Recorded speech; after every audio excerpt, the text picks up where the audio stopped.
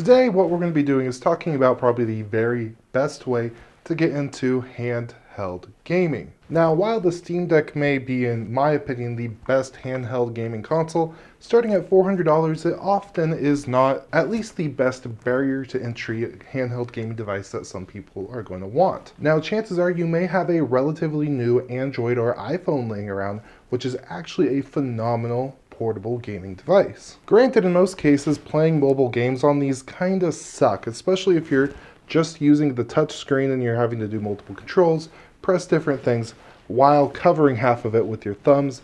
That is not a good experience. And that's where something like this comes in. This is the GameSir X2 mobile handheld gaming device. On the box here we could see some more details of what it has to offer. It's plug and play, no hassle, minimum latency, and supposedly the eSport choice. Pro grip, eSport class thumbsticks, and one-click screenshots. When you actually open this up, you do get a couple accessories with it, including this pretty snazzy carrying case with GameSir. They do take extra care to protect their logos throughout the device with the little protective plastic stuff. When you first pop it out, these joysticks are pretty small, but it does come with some extra little rubber grippy things that you could pop on that give it more of a, at least better control. Makes the joysticks an appropriate size. Overall, the build quality is really nice. It does have good grips like it says here on the back. The triggers right back here are just single clicks, so you don't have that kind of feedback depending on how far you push it. And you can hear they are rather clicky.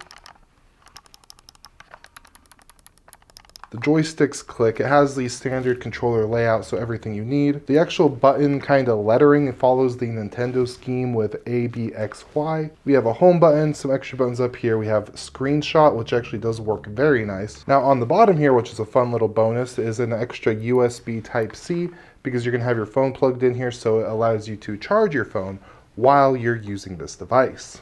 And on the AliExpress page for this, they do have a list of all the devices it supports, which is a rather good number. I've used this with both the Google Pixel 6 that you saw, as well as the Samsung S20.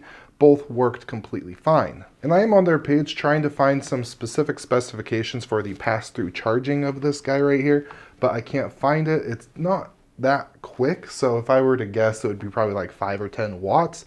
Enough definitely to keep your phone on, but you're not going to get like a rapid quick charge using this port while using this device. And I did mention the AliExpress page. They're actually sponsoring this video. They let me pick one of the items of their choice category, which this is one of them, to review. And they're actually running a sales event for this specific category, which alone gives you a good return policy and better shipping times. And during this sales event, for a limited time, items above $10 will get free shipping, and some items under $10 also qualify for that free shipping. Additionally, I'll have some coupon codes on screen now to help you save even more money.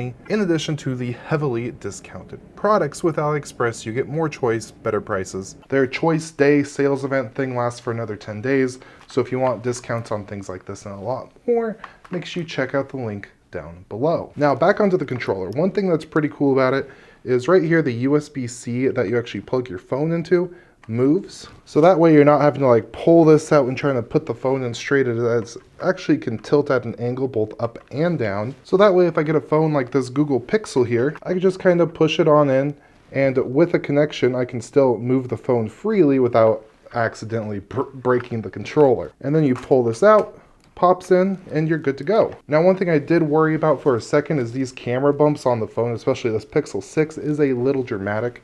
But you can see here that where the actual divot is kind of in the perfect spot, so that wasn't really a big deal. Same goes with the S20 here, which is definitely not as dramatic of a camera bump, but at least these two phones that I tested fit in here perfect. And the S20 here is a little smaller, so it kind of looks a little silly. So you can see here the S20 there. When this is plugged in, there's more of a gap on the top and it's a little shorter. I do think the size of just the standard Pixel 6 here is kind of like the perfect minimum for not having this look silly. But looks aside, overall it is very functional and it is a comfortable gaming experience. It took me a little bit because my hands are a little larger. You can see here how I grasp it there. Squeeze my hands like this to be able to get all the controls and all that. But after about 5-10 minutes of gaming, it is no issue at all. And I did actually test this out first. I tried out some Fortnite on this thing, and it was a great experience to the point where it kind of felt like I was cheating, at least in comparison to using the touchscreen controls,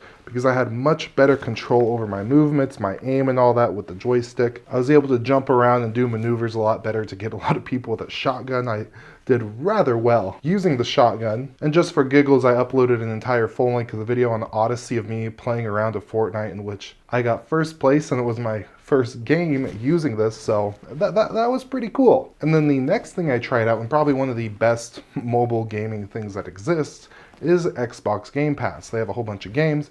You probably know about it. The very first thing I tried out was a racing game, I believe Forza. I was pretty far away from my Wi-Fi, so you may see some graphical glitches here and there. Nothing to do with the controller. My connection wasn't good, but the actual gameplay experience and all that was absolutely magnificent. I went from there to playing the last Halo game, and that again was a really good time. Again, the controls on this are awesome. And just overall, for the price of this thing, which at the time of recording, it was marked down like 50%, so you get it for like 40 bucks. I think full price is like 70, and even at that, it's still a pretty fun deal. I think Razer has their own model that goes for about $100, and I haven't personally tried that, so I can't speak on it. But I do know that this one right here, this kind of GameSir, not necessarily generic, but Chinese brand device, is awesome. And like I said at the beginning of this video, if you don't want to go out and buy a $400 Steam Deck and you just want to get into some handheld gaming, the device like this is going to be absolutely perfect for you. Thanks to AliExpress for sponsoring this video. You guys are awesome. They sponsored the last video too, where I upgraded the Steam Deck, gave a little Steam Deck dock, which was also part of that choice category. Pretty cool deal, cool stuff. With all that, big thank you for watching this video specifically, and I do hope you have an absolutely beautiful day, and goodbye.